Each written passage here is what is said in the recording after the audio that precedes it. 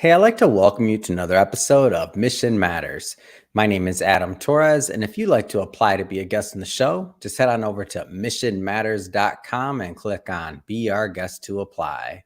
All right, so today is a special episode. We're welcoming Mark Weithorn back on the line. He is president over at DPI Showcase, and he's also, I'm proud to announce, an officially published author in one of our Business Leader series of books. I'd just like to say, hey, Mark, welcome back. Wow, thanks. Thanks for having me and happy holidays. All right. So we got a lot to cover today. So, of course, we'll be talking about the recent book release that you had with Mission Matters. We'll talk about DPI Showcase. And then also, just for context for everybody watching this, we're recording this in December of 2022, soon to be 2023. A lot going on in the real estate market. And I know that Mark's company, DPI Showcase, has decided to waive setup and design fees for their websites for real estate professionals out there. And we'll talk about that as well. They're doing their part to give back. But just to get us started, Mark, we will start this episode the way that we start them all, with our Mission Matters Minute. So, Mark, we at Mission Matters, we amplify stories for entrepreneurs, executives, and experts. That's our mission. Mark, what mission matters to you? Well, I like to give back to the real estate community. Our company creates websites for realtors, and we do lots of marketing for realtors. And a lot of times, realtors are not tech people; they're salespeople. They don't have to worry about HTML code or things like that. So they always need an added hand, someone to guide them along when it comes to technical matters. And that's why, I teach many marketing classes. I have tons of YouTube videos with marketing tips or tech tips on how to do things in order to give back to the real estate community. Yeah. Now, Mark, I don't want to assume that all of our new listeners and viewers caught some of our previous work together. So maybe start off by laying the groundwork by telling us a little bit more about DPI Showcase and how that came about. Sure, great. So DPI actually stands for Digital Printers International. I used to own a printing company. And then one day I was at a trade show for realtors because we did a lot of work with realtors. And I ran into a young man who was a programmer who said, "Hey, I got this website for realtors. You want to work together on it?" And the rest is history. We've kind of like transformed the printing company. I sold that many years ago.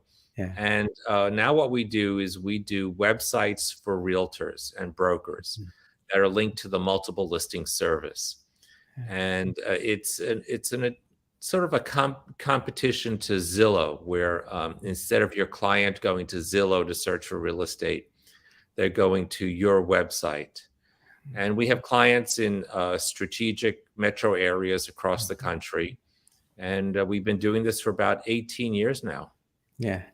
Yeah, and when you say 18 years, as what I've seen as I've gotten to know you a little bit better and your involvement in the real estate community. I mean, we just recently met in Miami for an event, and you were headed to another event for the Real Estate Association out there. And what does it mean for you to be part of the community and what you're doing to assist realtors and real estate professionals? And the reason I ask this question is because, there's one thing to just offer a product or service. There's another thing to get your hands dirty and to get messy and to get in the trenches and to network and to meet those that are on the front lines. Like, what does it mean for you to be part of that community? Sure. It means a lot. The challenge with real estate is it's an ever-changing environment. When the pandemic hit and people were working remotely, everyone was, going to buy single-family homes. Yeah. So we had a shortage of inventory, which equates to a seller's market where, if you're a seller, you get your price or more, and it's easy to sell your house. Well, like a pendulum, it will swing to a buyer's market, which is sort of where we're heading now, where you have too much inventory, and now the buyers get to negotiate. The challenge for a realtor is having to switch between the two markets, between a buyer's market and a seller's market. It's kind of like baseball, you have to know how to be on the field, you're at bat 1 second, strike three, you're out, you run to Yeah. the dugout, you get your glove, and you're out in the field and you're playing defense, and you make the transition Mm. without blinking. Realtors need to be able to do that, and sometimes they have trouble doing it. So we're coming off of a crazy market where you get a listing and it's sold in 2 minutes with multiple offers because interest rates are at like 2%. And now interest rates have gone back up, where, as a side note, historically interest rates were typically always around 6%. So it's something that we forgot. So now they need to make the transition from one market to the other, and that means changing how you do your marketing, changing how you talk to people. And what we do is we try and help them through classes and through tech videos make this transition from a seller's market to a buyer's market. So I will circle back. I definitely want to circle back to what realtors should be thinking about when it comes to marketing, and as we go into this market, specifically like what types of marketing they should be doing, and also how DPI can help. But I want to take a moment here, and I want to get into the book. So I'm so excited to have published you. Finally, we've been working on this book now for, I think, going on a year or so, and so your contribution to the book was called "Your First 6 Months." What was the inspiration behind the topic? Sure. I've been teaching classes, marketing classes and training at the Miami Association of Realtors for about 20 years now. And every so often, I notice a gap, something that's missing, something that realtors need. So what I do is I create a class based on that gap to fill that need. Yeah. So I created this class, Surviving the First 6 Months as a Realtor. It's now an accredited class through the Florida Department of Business Regulation. And what it does is it teaches realtors first to step back and realize what it means to run their own business. People, as an employee, you're used to, taking orders. You show up for work at 9 a.m. Your boss gives you your tasks for the day. You go and do them, and then you go home, and that's it. As an entrepreneur, as a business person, it's different. You're on the clock 24/7. You never rest. And those people that can make the transition, those people that can do a business plan, those people can understand marketing, how to get clients, those people who can grasp whatever technology they can, they succeed. So the whole class is about how to change your reference, how to change how you think, and then how to conduct business as a realtor.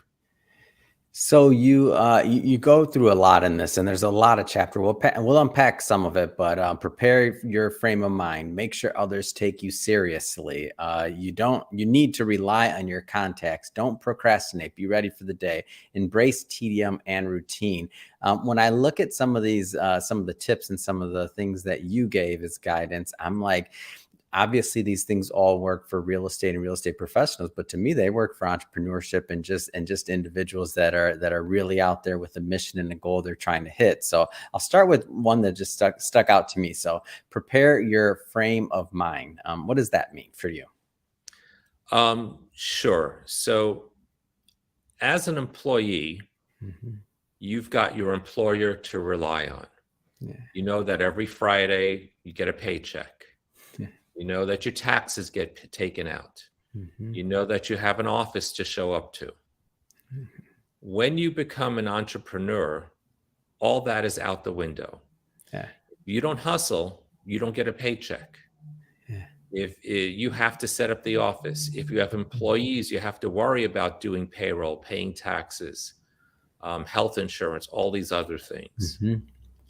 Now, real estate provides people with a simple entree to being an independent person without having to go through a lot of the setup that someone who is, let's say, setting up a factory or a store.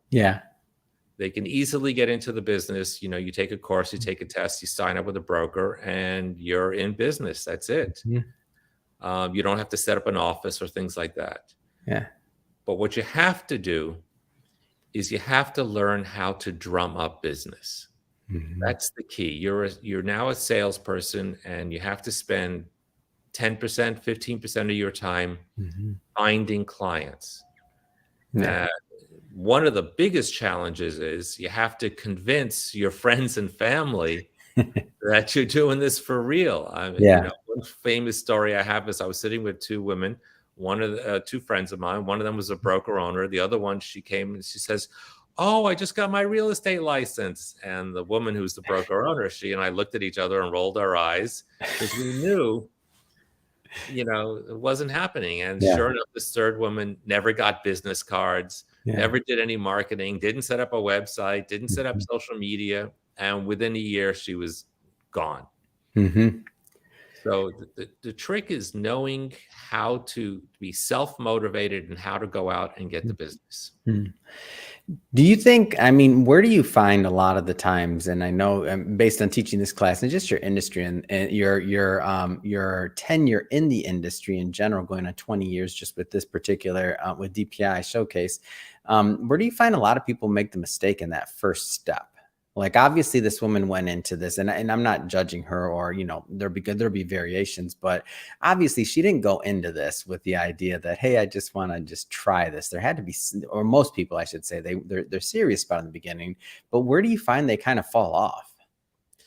Well, the first misconception is that they're going to sign up with a broker, typically a large brokerage, and they're going to give them leads. Mm, And the reality is you don't get any leads. And any yeah. leads they do give you, those are the bottom of the barrel. The Mhm. good leads are going to the top producers, the Yeah. ones who know how to hustle and close a deal. Yeah. But you're not getting anything. And then you have to realize that all the other realtors in your office, they're your competition. Mm, So it's not like you walk over to one realtor and say, "Hey, help me out." They're gonna like, "Yeah, sure, whatever." yeah. And then a lot of times in these large companies, the Mm, brokers don't even know who you are. yeah. The biggest challenge I find is one of communication. Mm, Um, a lot of people don't know how to answer their phones. mm, It's crazy. "Oh, I don't know that phone number." Well, it might be a new client. yeah. I mean, I say it all the time. I say, "Answer the phone." If it's a solicitation, do what I do. Just hit the red button and hang up. Don't even Yeah. talk to them. Yeah. Or they don't know how to check their emails. Emails have Mm, become a huge burden. We get a lot of spam. mhm. You have to check your spam folder. You have to check your regular incoming folder, and you have to do this constantly. Yeah. And so the trick with closing a deal Mhm. is first getting in touch with the person who's trying to give you business. Mhm. You have a 15-minute window from the time you got that lead to the time you can contact that person. 15 Mhm. minutes, that's it. Wow. They're sitting in front of their computer. You have their attention. You're going Mhm. to call them immediately, and they're going to say to you, "Wow, that was fast." If you wait a couple of hours, they could be out running errands, picking up the kids, Mhm. making dinner, doing whatever. Yeah. You lost them. Yeah. And a lot of realtors, a lot of salespeople in general just don't realize about that 15-minute window. Mm. Yeah, I want to also circle back to something else that you mentioned, and that was to make sure that in both the writing and your comments a moment ago, and that's to really make sure that people take you seriously. And I feel like even in entrepreneurship, like and just in general, outside of real estate, but that idea of like I'm going to start a new business, or whatever, a side business, another source of income, or another profit center, right? Like, how do you find that people like, and obviously this would be different, but how do you find that you go about doing this to make sure? Because again, circling back to that woman, like I'm sure she was excited, had all these like hopes and dreams of making it, in real estate. But yet I'm guessing that many other individuals in her network probably maybe looked at her kind of the same way too. Like, oh my, okay, you got your license. Now what? Right. Sure. Yeah, there's a lot of people who do that. Yeah. Probably, there is a statistic out there: 85% of all realtors sell one or less house a year. Mm. You know, they'll do a little deal or something. They'll make a few dollars, you know, it pays for, you know, someone's braces and they're as happy as Mhm. can be. Um, the first thing you need to do when you're setting up your business as a Mm. realtor is you need to have an online presence. Yeah. The first thing you need is a proper website Mhm. that people can see that you're a professional, Mhm. that people can go to search for real estate as opposed to going to Zillow or Realtor.com. Mhm. The next thing is your social media. Yeah. Facebook, you know, a lot of people say, no, no, no, Instagram. And I say Facebook. Facebook Mhm. is where it's at. Uh, yeah, it is. If you look at the stats, you know, Instagram goes for a much younger audience. And Mhm. plus, it doesn't allow you to have proper communication. Mm. You can post pictures and, you know, and hashtags and things like that, but it doesn't give you everything you need. You need to do both. You need to Yeah. do Facebook and Instagram. You need to show people that you're Mhm. alive in Instagram, that you're doing things. But you need to set up a proper business page in Facebook, a proper business page in Instagram, proper business page in LinkedIn. And Mm. then people will go, wow, this person's taking it seriously. Yeah. And then you need to do something simple. Post. Come on, Mark. You're making it seem too easy here. Really? You know, it's a challenge. What we did at DPI, Mhm. we saw that this was like a weak link. So we Mhm. created a system where we automatically blog for our clients and automatically post it on their social Mm. media and then automatically send out a weekly email newsletter to all their clients. So this way they don't have to think about it. Yeah. Yeah, it makes a big difference. The the first tranche of people you need to go after, I Mhm. always say, are the people in the contact list on your phone. Yeah. Adam, if I asked you to open your phone and scroll down to the bottom of your contact list, you probably have 2,000 people in there. Oh, yeah, for sure. And there are people, you know, the average person has 500 to 1,000. Mhm. And that's low hanging fruit. You need to Yeah. say to them, hey, you know, send them a text. By the way, I just got my real estate license. Here's my website. Here's my Mhm. social media. You know, if you need anything, let me know. You need to go Yeah. after these people. You need to show them that you're doing this professionally. Mhm. And so you already answered another one of my questions, and I'm just kind of shocked to hear you say this, but I want to make sure that I got it right. So you're telling me that there's realtors out there that, you know, they go into business and they don't have a website. Is that right? Like that still happens? That's still a thing? I feel like we all need a website, right? Yeah, it's true. I mean, the first thing is Google. You know, people are going to Mhm. Google. You know, you may not show up on page one, but if someone Googles your name, you need to show up Yeah. properly. The worst thing a realtor can do is have their clients go to do research for real estate on Mhm. places like Zillow or Realtor.com. 'Cause they're competition maybe? I mean, like there's a lot of noise there, right? Yeah, 100%. I mean, you're seeing other realtors there, other Mhm. realtors advertising, you know, and premier agents in Zillow spending $1,000, $1,500 a month. They Mhm. answer their phones. Oh, yeah. They follow up on leads. So you don't want your clients going there Mm. because you're basically advertising other realtors, your Yeah. competition. Yeah. And then I have to think about it from the traffic standpoint, right? Like why are you going to send traffic to somebody that's not your website, right? Like why would you do that when, especially if you're trying to build up your social media and all those other things, like your website really serves as that hub, right? Absolutely. What people do today, especially millennials, because I have two sons who are millennials, Mm. and while you're talking, they've got their phone in front of them like this. And what are Yeah. they doing? How rude are they? What are they doing? They're fact checking you. They're Googling you Yep. in front of your face. I tell my kids all the time, I say, listen, let me finish what I'm saying before you tell me I'm wrong. Yeah. That's the rule in our house.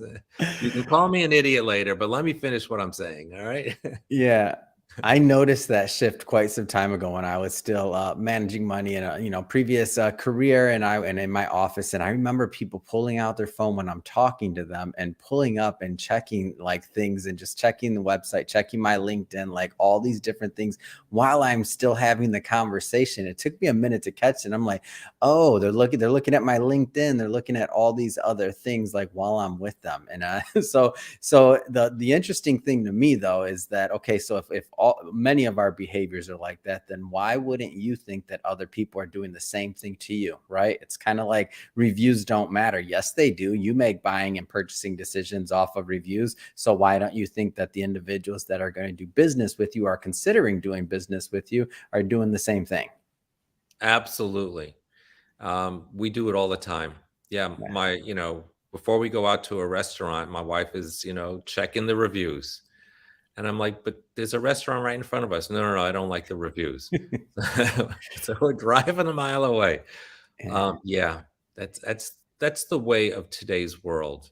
Yeah. And So one of the other tips that I have to pull out from the book, because when I saw this, I was like, this isn't probably a popular message, but it's one that many need to hear, and it's kind of, I would even say, counterculture to what we're used to nowadays. So embrace tedium and routine. What does that mean? oh my God, yeah, running a business is not easy. Yeah. Okay, there are certain things that you have to do on a regular basis in order to make sure that the ship is sailing in the right Mhm. direction. And a lot of it is boring, tedious work, Yeah. and you have to do it on a regular basis. I get up at 6 in the morning. Mm. That's just the way I am. Mhm. And I between 6 and 7:30, I get more done than some people get in an entire day. Yeah. Because once 9 o'clock hits and the bell rings and the phone starts ringing and all the other things happen, you can't get things done. Yeah. And then at night, it's just, you have family, and you don't want to do all those things at night. Mhm. So you have to get into a routine to do things on a regular basis. You want to do social media, you have to post on a regular basis. Mhm. Great, do it. Get it done at 6 in the morning, 6:30 in the morning. Post something of relevance, share it to people. Yeah. Um, and it gets boring. It really gets boring. Yeah. But successful people know how to kick themselves in the butt and get it Mhm. done. Yeah. Great words of wisdom there, Mark, and I get it. The tedium of execution and doing it over and over and over again. So for that realtor or that entrepreneur, whomever it is that's there making that sales call over and over and over again, maybe not getting the best result or having that high of closing the sale daily, depending on the business, right? Then you still have to do it, because that constant action over time is really what's going to build the results. So when I saw that, I'm like, okay. And now that I've gotten to know you a little bit better, I'm like, good job, Mark. I Thanks. get the messaging, and it's true. And we need to hear it more often from more successful entrepreneurs. And there's no one to remind you of that. Yeah. It's not like you can call your broker and say, "What should I be doing now?" Go knock on doors. For sure. So let's I mentioned we'd circle back to DPI showcase and really what you're doing with, especially with this relief program, and waiving design fees and also setup fees. So first off, what brought that decision about? Like, we're going into 2023, like what brought that out? Sure. So it started actually with COVID, Yeah. when the pandemic hit and we were in lockdown. It was like the world was holding its breath, like what's going on. Mm-hmm. And the real estate industry, realtors were having a hard time with cash flow. And I said, okay, fine. I need to give back. Mm-hmm. I need to help people because if they succeed, then I succeed. So I'm going to do whatever it takes for them to succeed. Mm-hmm. I don't want there to be a revolving door where a realtor comes into the business. They get their website, they set everything up, and then like 6 months later, they're gone. And then they call me up and say, "Hey, Mark, shut it down. I'm now flipping burgers." Yeah. Um, so that's where that came about. We were going to discontinue it because the COVID, yeah, it's around, but it's no longer what it used to be as far as life and death and things like that. Mm-hmm. But then all of a sudden, we hit this recession in real estate, and realtors are having another challenge with making business, doing business. Yeah. Year to year, sales are down, like 30% or so. Mm. It's been consistently down quarter after quarter. I don't know where the bottom is going to hit. I'm hoping we're near that, but Mm-hmm. I don't have a crystal ball. We'll see what happens at the end of January. We should have some new statistics. Mm. So, in order to help realtors out, to give them the tools they need to succeed, we said, all right, let's get them in as simply as possible. Mm. We charge a monthly $59 a month for the website. They don't get charged immediately. That's like a week after it goes live is the first charge, and it's paid month by month. Yeah. So there's no burden on a yearly contract. So we get them in as easily as possible, so this way they can succeed. And then we take it a step further. Once their website is set up, we set up a Zoom meeting with our trainer who Mm. shows them how to use things on the site, which is pretty simple. But then we also look at their social media, Mm. make sure it's set up properly, make sure we link it to automatically post there, give them tips on what to do, how to make friends, how to post. So this way they have a guideline as to, or where to go and what to do. Mm. And wait a minute, did you say all that for $59 a month? Yes. Oh, come on. That's a steal. And when you look at the fact that they're not even having to pay for the design fees and they're getting a coaching call out of it, it's a pretty big deal. What kind of just to get a feel for this, what type of realtors are you working with? So across the board, right? Commercial, residential, this is going to be a showcase. Like, give us a little bit more about the kind of the features of the site and what they can expect. Sure. So what happens with a lot of new realtors is they typically say, oh, I'm going to go with a big firm.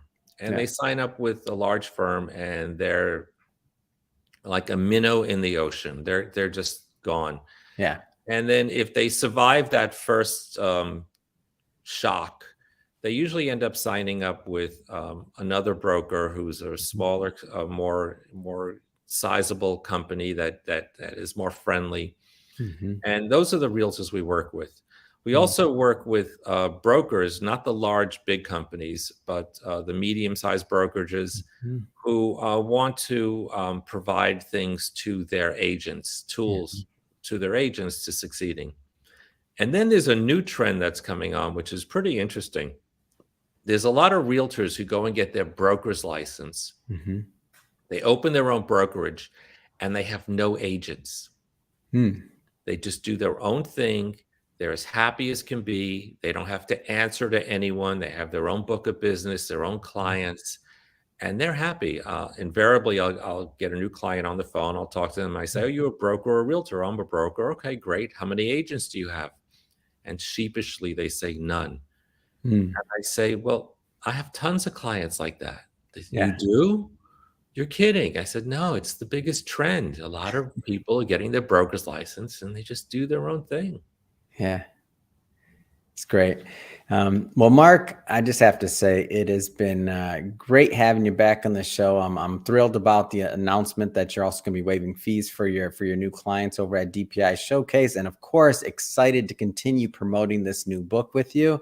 But that being said, I have to ask, what's next for you as we go into 2023? What's next for you? What's next for the business?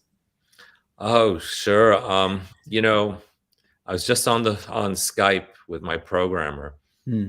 talking about new features and new plans for the first quarter of 23. What we do is we create automated, some people call it AI systems. Hmm. And I'm not going to tell you what it is. Sorry, not going there. It's but we're going to be rolling out some good improvements in the first quarter of the year. Awesome. Well, definitely have to get those updates from you when you can tell me. But for now, again, great having you back on the show. And to the audience, as always, thank you for tuning in. Hope you got a lot of value out of this. Hope you learned a lot. I sure did. If you did, then don't forget, hit that subscribe button because we have many more mission-based individuals coming up on the line, and we don't want you to miss a thing. And Mark, as always, pleasure having you back. Thanks again. Great seeing you again. Thanks. Have a happy new year.